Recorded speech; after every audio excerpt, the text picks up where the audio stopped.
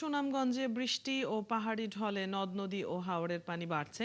এ কারণে নতুন করে বন্যা পরিস্থিতির আশঙ্কা করা হচ্ছে। এ নিয়ে সার্বিক খবর জানাতে যুক্ত হচ্ছেন সহকর্মী শহীদ নূর। নূর, বন্যা নিয়ে আবহাওয়া অফিস কি পূর্বাভাস দিয়েছে এবং পানি বৃদ্ধির সবশেষ কি খবর আছে আপনার কাছে?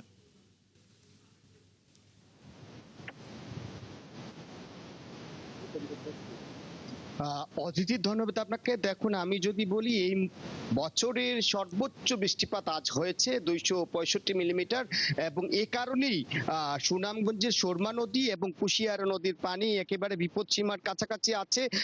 সুরমা নদীর পানি যদিও একেবারে বলা যায় যে আর বিকেল অবধি হয়তো যদি এভাবে বৃদ্ধি পায় তাহলে অতিক্রম করতে পারে।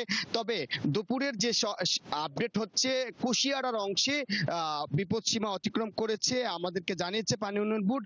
আমি যদি আপনাকে জানানোর চেষ্টা করি, ইতিমধ্যেই সুনামগঞ্জের আনোয়ারপুর এবং তাহেরপুর সড়ক কিন্তু আসলে ডুবে গেছে।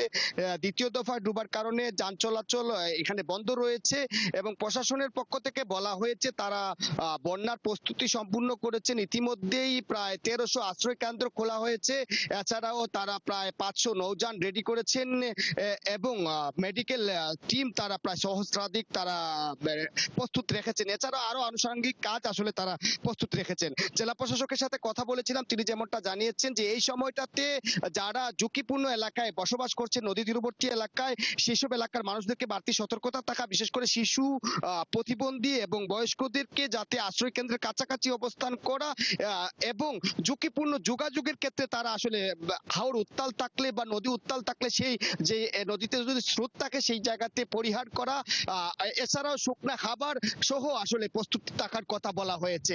আমি যদি বলাই, জেলা প্রশাসনের পক্ষ থেকে এই মাইকিং করা হচ্ছে যাতে মানুষ জনসচেতনতা আসলে তাদের মধ্যে থাকে, ক্ষতি এড়াতে এই ধরনের প্রস্তুতি গ্রহণ করার কথা বলা হয়েছে জেলা প্রশাসকের পক্ষ থেকে। অদিতি।